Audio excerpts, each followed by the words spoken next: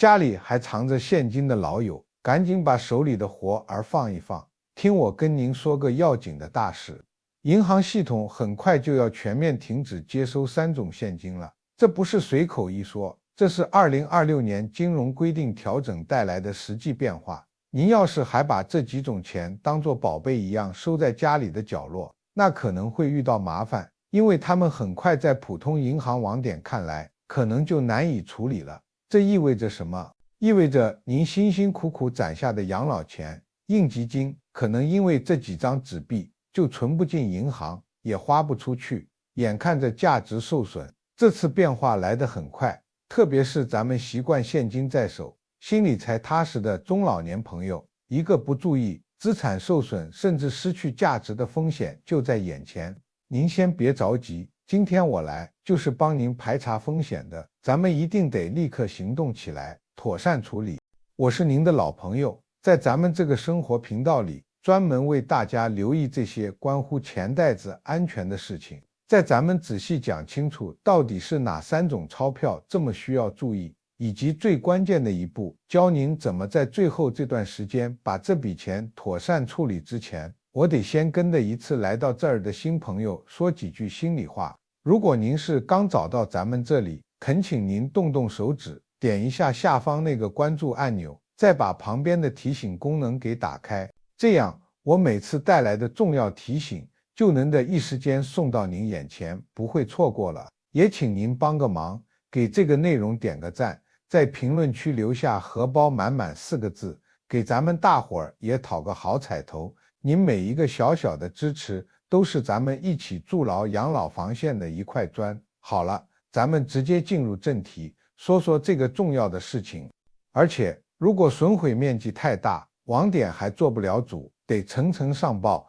送到人民银行下属的专门机构去做鉴定，根据剩余面积才能决定最终能兑换多少金额。您想想，在2026年一切讲究效率、优化成本的银行体系里，普通的社区支行、小网点哪有那么多的人力和专门的设备来处理这费时费力的事情呢？所以，当您捧着一包颜色异常、散发着异味、一碰就碎的钱走进网点时，柜员的常见反应可能是找理由委婉拒绝。他们会说，我们设备有限，办不了，系统不支持这个业务，您这个得去分行处理。总之就是想方设法把您支走，这不就是变相的难以顺利办理吗？您拿着这包钱，商店嫌脏，银行嫌烦，几十万的血汗钱，真就可能变成一堆难以使用的废纸了。所以我恳求各位老友，千万别再把现金往地里、墙里埋了。如果已经这么做了，现在马上立刻去取出来检查一下。如果只是微微受潮，赶紧趁它还能辨认，拿去银行兑换，千万别抱侥幸心理，等到它彻底烂成一坨泥、一滩粉，那就是再想处理也难了，您的积蓄可就真受损了。最后咱们来说说第3种，这种很多老友容易忽视，甚至心里还当个宝贝，那就是已经停止流通的旧版钞票。不少老友有怀旧和收藏的习惯，偶尔从旧相册、老衣柜的夹层里翻出10几年前甚至几十年前发行的老版钞票，比如更早版本的纸币，或者咱们国家早就公告退出流通领域的某些套别的人民币。大家心里可能想，这都是国家当年正式发行的钱，怎么能没用呢？放着说不定以后更值钱，当个纪念留着也好。现实往往会给抱有这种想法的人一个提醒，这些旧版钞票在国家金融体系里已经正式退出流通了，这意味着他们失去了最根本的支付功能，在法律意义上已经不再是必须接受的交易媒介。您拿着它去菜市场，年轻摊主可能压根没见过，第一反应是您用奇怪的货币骗他，搞不好要产生误会。您去超市，收银台的验钞机系统早就更新了无数代，根本识别不了旧版的防伪特征，很大可能会提示异常。在社会日常流通层面，它已经很难使用了。那您说，社会不流通，我回它的发行方银行总该可以吧？理论上，中国人民银行确实有规定，商业银行有义务为公众办理停止流通人民币的兑换。但是，老友们到了2026年的实际操作中，这条路可能并不顺畅。为啥？因为旧版钞票的防伪技术、印刷特征跟现在的新版钞票完全不同。银行的现代化点钞机、存款机，其实别模块都是针对现行钞票设计的，可能无法识别这些旧版币。这就意味着这笔业务可能需要人工处理，而且必须有经验的工作人员凭借肉眼和手感来鉴别真伪。可现在银行一线柜员很多都是年轻人，他们自己都没用过这些旧版钱，哪敢轻易接手？您拿去存，很可能会听到这样的回复：不好意思，我们网点办不了旧币兑换，您需要去 XX 路的市级分行或者人民银行指定的专门网点。随着银行网点不断整合精简，这种指定的网点可能离您家非常远。为了可能就几百几千块的旧币，让腿脚不便的中老年朋友奔波几十公里，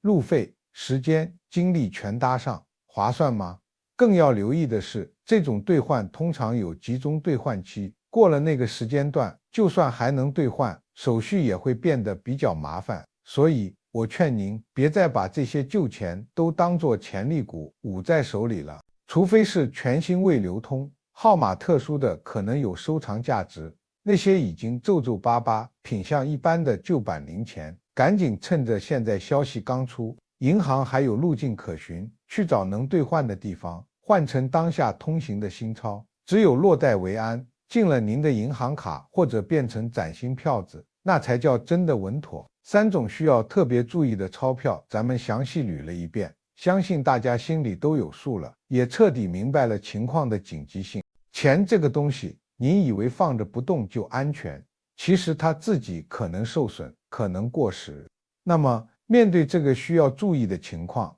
面对银行越来越规范的管理，咱们手里这些有问题的钞票到底该怎么办，才能实实在在把损失降到最低呢？我在这里给您指一条可行的路，那就是一定要抓住春节前这最后短短的一段时间，我称之为妥善处理的宝贵时间。为什么说它是宝贵时间？道理很简单，快过年了，家家户户都要用现金，银行为了应对这个曲线高峰，金库里的新钞储备是一年中最充足的时期，央行也在加大新钞投放力度。这个时候，银行柜台业务虽然繁忙，但现金的流动性和充裕度是最好的。更重要的是，年底了，银行也有服务考核，对于兑换残损币这类体现服务的业务，配合度相对平时来说会稍微高一些。就这一点点空间，可能就是咱们妥善处理的关键。但是去银行换钱可不能直接冲进去就行，得有方法，有准备。我这就把自己总结的几招兑换方法告诉您，您可记好了。首先，千万不要图省事，拿着这些有问题的钞票去 ATM 机存款室运气，不管是贴胶带的、发霉的，还是旧版的，存进去的概率几乎是零，不是被当场吐出来，就是可能被机器暂存。一旦机器因为您的钞票出故障，银行处理起来，您可能还得配合说明情况，那才是增添麻烦，得不偿失。这些钱建议走人工柜台通道。其次，去了银行，话怎么说很重要。取号的时候，如果大堂经理问您办什么业务，您可别简单说我存钱，因为存钱这个说法，如果钱不符合标准，柜员可能直接就能以无法存入为由婉拒。您要一开口就说出准确的关键词。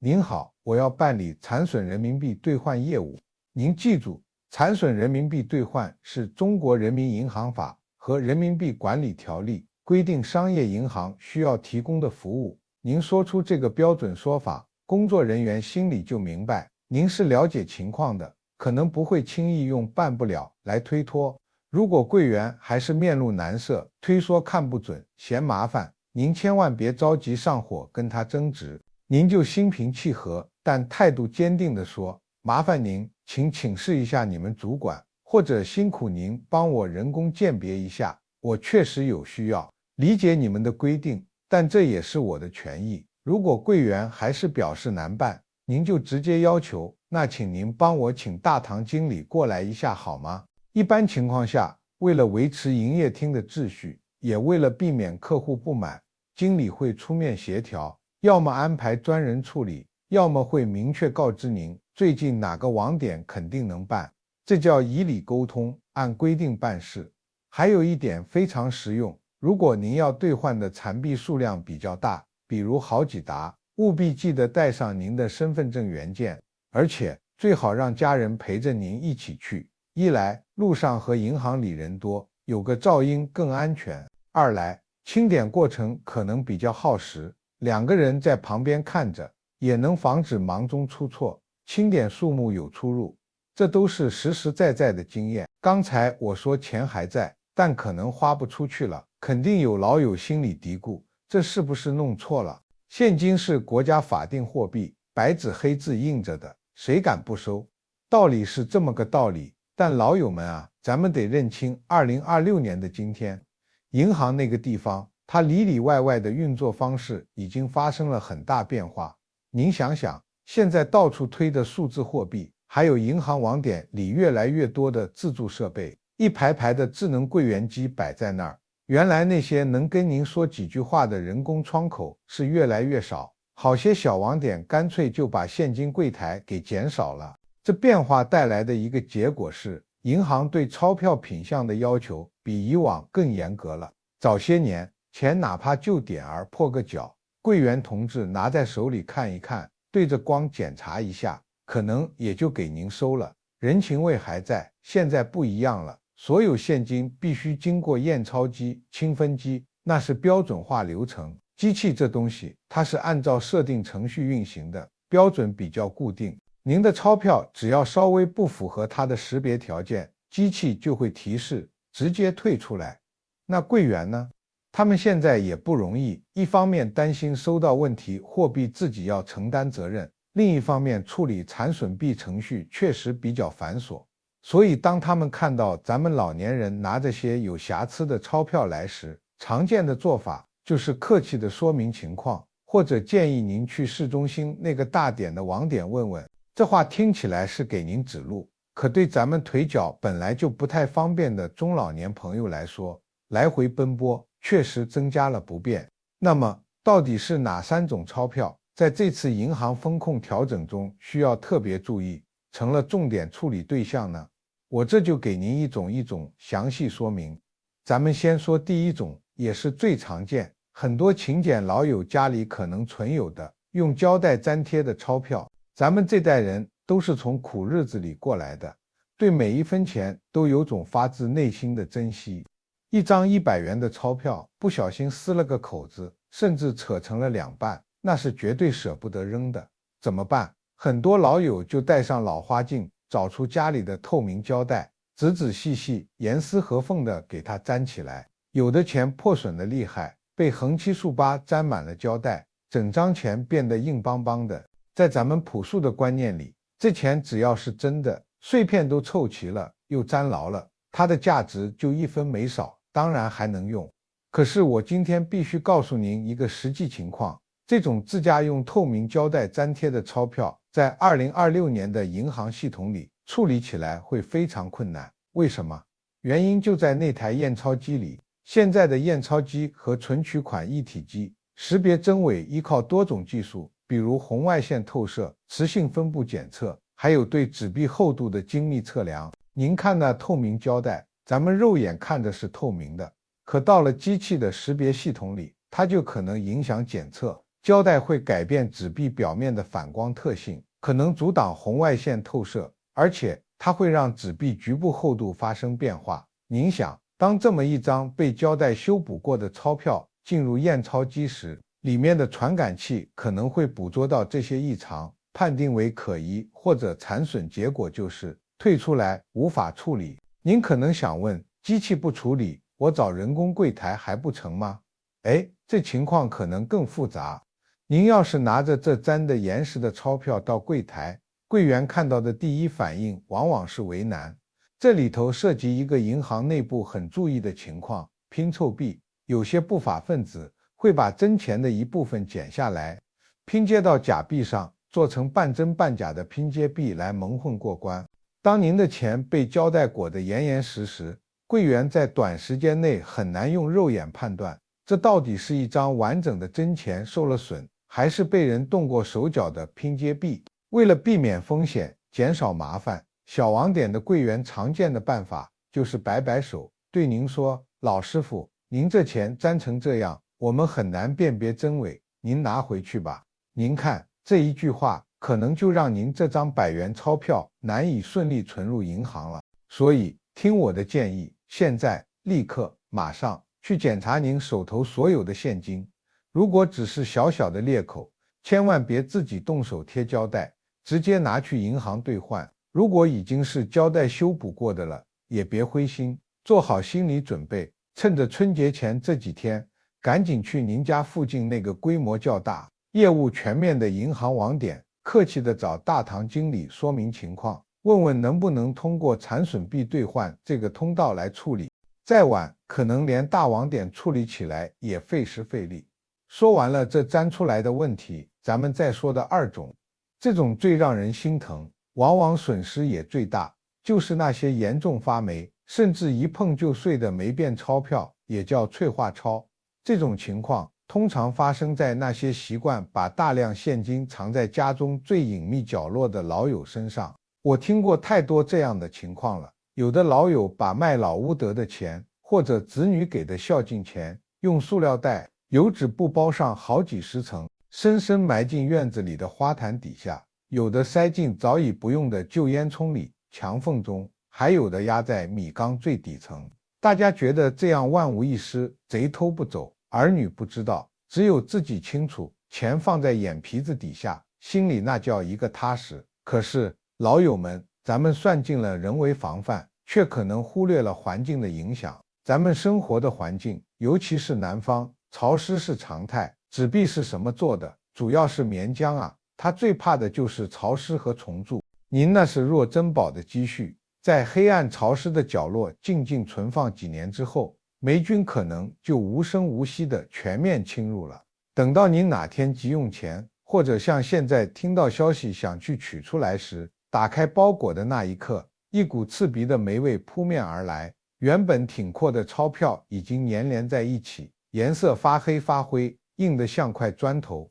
更严重的是脆化，纸币纤维彻底腐坏，变得比酥饼还脆，手指轻轻一捻就化成一堆碎屑。这样的钱，银行是什么态度？我跟您说实话，这是银行柜员最感到棘手、最不愿意处理的业务类型，叫做难以辨认的残损币。普通点钞机根本不能用，一放进去钱就碎了，只能依靠人工，用镊子、小刀，甚至需要特定的工具辅助，一张一张小心翼翼地去揭开、清点。一捆这样的钱，2、3个熟练柜员处理，一整天都未必能完成。整个过程灰尘飞扬，霉菌孢子弥漫，对健康也有影响。最后，各位朋友，咱们得明白，钱只有能顺利使用，能安稳存入账户，才是真正的保障。那些藏在角落、受潮发霉，甚至过时的现金，非但不是资产，反而可能变成一堆难以使用的废纸，让咱们的血汗钱白白损失。请您现在就行动起来，仔细检查家中衣柜、床底、旧书本等所有可能存放现金的地方，把现金归拢，带上老花镜，一张张查看是否有被胶带缠绕、颜色气味异常或版本过于陈旧的纸币。一旦发现，请务必在近期尽早去银行网点，将其兑换成2026年能够正常流通的崭新钞票。换回后，建议及时存入银行卡或用于必要开销，切勿再次藏回原处。也恳请您将这条提醒转告给亲友、老伙伴或分享到常聊的群里。一句简单的检查一下家里现金，很可能就帮他人避免了损失。这是实实在在的善意。时代在变，我们的理财观念也需要更新。在数字化日益普及的今天，妥善管理现金，主动了解金融规则，已是保障晚年安稳的必备意识。如果您觉得今天的提醒有用，请在评论区留下现金安全互相鼓励，守护好养老钱。也欢迎您分享兑换残币的经历或保管心得。我是您的老朋友，关注这个生活频道，我会继续陪伴大家，把日子过得明白踏实。感谢收看，下期再见。